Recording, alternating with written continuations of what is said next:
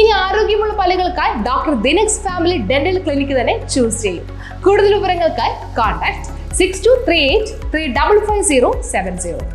ലഹരി വിരുദ്ധ പ്രവർത്തനത്തിന് പ്രാധാന്യം നൽകി മരട് നഗരസഭാ ബജറ്റ്.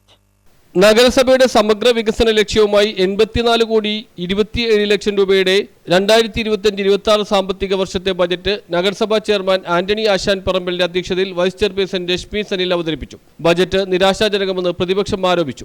ലഹരി വിരുദ്ധ പ്രവർത്തനം, മാലിന്യ സംസ്കരണം, ജലസംരക്ഷണം, ആരോഗ്യം, വിദ്യാഭ്യാസം, പട്ടികജാതി വർഗ വികസനം, വനിതാ ശാക്തീകരണം, പബ്ലിക് സാനിറ്റേഷൻ, കാർഷിക വികസനവും മൃഗസംരക്ഷണവും, ദുരന്ത നിവാരണം, കുടിവെള്ളം, വൃക്ഷ പരിപാലനം, ഭവന നിർമ്മാണം എന്നിവയ്ക്ക് പ്രാമുഖ്യം നൽകുന്ന 84 കോടി രൂപ വരവും 82 കോടി രൂപ ചെലവും 1,90,79,803 രൂപ നീക്കിയിരിപ്പുമുള്ള ബജറ്റാണ് അവതരിപ്പിച്ചത്. മുൻവർഷങ്ങളിൽ തുടങ്ങിവെച്ച പല പദ്ധതികളും പൂർത്തീകരിക്കാൻ സാധിച്ചു എന്ന് രശ്മി സനിൽ പറഞ്ഞു. മാലിന്യം RRFിലേക്ക് കൊണ്ടുപോകുവാനായി വലിയ വാഹനം അടക്കം 6 ഇലക്ട്രിക് ഓട്ടോകൾ, മാലിന്യം വീടുകളിൽ നിന്നും ശേഖരിക്കുന്നതിനായി 33 ഡിവിഷനുകളിലേക്കും മുച്ചക്ര വാഹനങ്ങൾ, മിനി MCFകൾ, ബോട്ടിൽ കളക്ഷൻ ബോട്ടുകൾ, വിവിധ ഇടങ്ങളിൽ ബിന്നുകൾ തുടങ്ങി അത്യാധുനിക രീതിയിൽ സജ്ജീകരിച്ചിട്ടുള്ള യന്ത്രങ്ങളടങ്ങിയ പ്ലാസ്റ്റിക് ഷ്രെഡിംഗ് യൂണിറ്റ് അടക്കമുള്ള RRF അങ്ങനെ നിരവധിയായ പ്രവർത്തനങ്ങൾ നഗരസഭയിൽ മാലിന്യ സംസ്കരണത്തിനായി പ്രയോജനപ്പെടുത്തിയിരിക്കുന്നു. RRFിൽ സജ്ജീകരിച്ചിട്ടുള്ള വെയിലിംഗ് മെഷീൻ, കൺവെയർ ബെൽറ്റ്, ഡീഡസ്റ്റർ എന്നിവയുടെ പ്രവർത്തനം മാലിന്യ സംസ്കരണം കാര്യക്ഷമമാക്കുവാൻ ഉതകുന്നവയാണ്. കൂടുതൽ വിപുലമായ രീതിയിൽ മാലിന്യ സംസ്കരണം സാധ്യമാക്കുവാൻ വീടുകൾ തോറും ഉറവിട മാലിന്യ സംസ്കരണോപാധികളായ ബയോബിൻ, ബൊക്കാഷി ബക്കറ്റ്, ജീബിൻ എന്നിവ സബ്സിഡി നിരക്കിൽ നൽകുന്നത് തുടരും.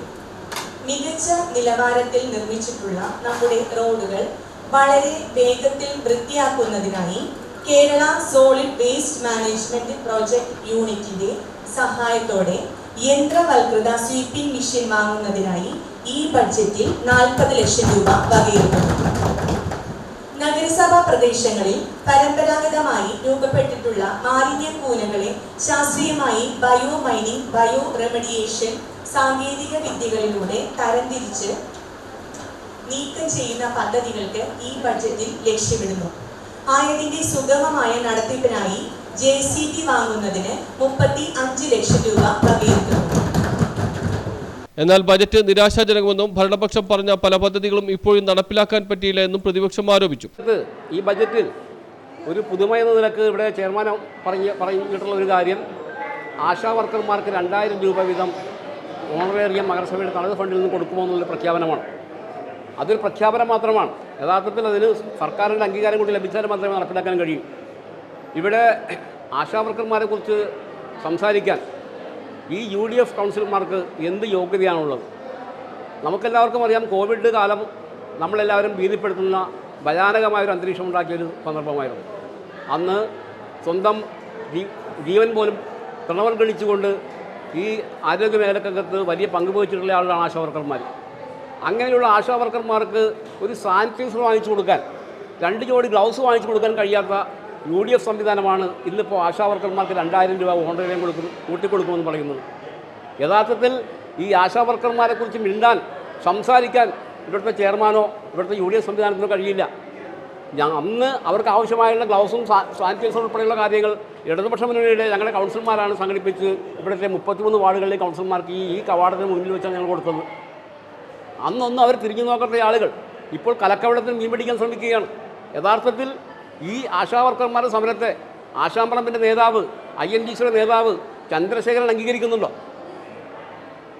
ചന്ദ്രശേഖരൻ അംഗീകരിക്കാത്ത, INTUC അംഗീകരിക്കാത്ത ആശാ വർക്കർമാരാണ് ആന്റണി ആശാമ്പറമ്പിന് 2000 രൂപ കൊടുക്കുമെന്ന് പറയുന്നത്.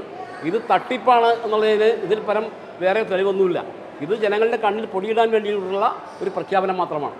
കൂടാതെ ആശാപ്രവർത്തകർക്ക് കൈത്താങ്ങാവുമെന്ന പ്രഖ്യാപനം സർക്കാർ അംഗീകരിച്ചിട്ടില്ലെന്നും ആശാവർക്കർമാരെ കുറിച്ച് പറയാൻ യാതൊരു യോഗ്യതയും ഇപ്പോഴത്തെ ഭരണസമിതിക്കില്ലെന്നും ജനങ്ങളെ പറ്റിക്കുന്ന ബജറ്റാണിതെന്നും പ്രതിപക്ഷ കൗൺസിലർമാർ ആരോപിച്ചു. സംസ്ഥാനത്തെ ആശാപ്രവർത്തകർ അവകാശങ്ങൾക്ക് വേണ്ടി പോരാടുമ്പോൾ അവർക്ക് സഹായം നൽകി മാതൃകയാവുകയാണ് മരട് നഗരസഭ ചെയ്തത്.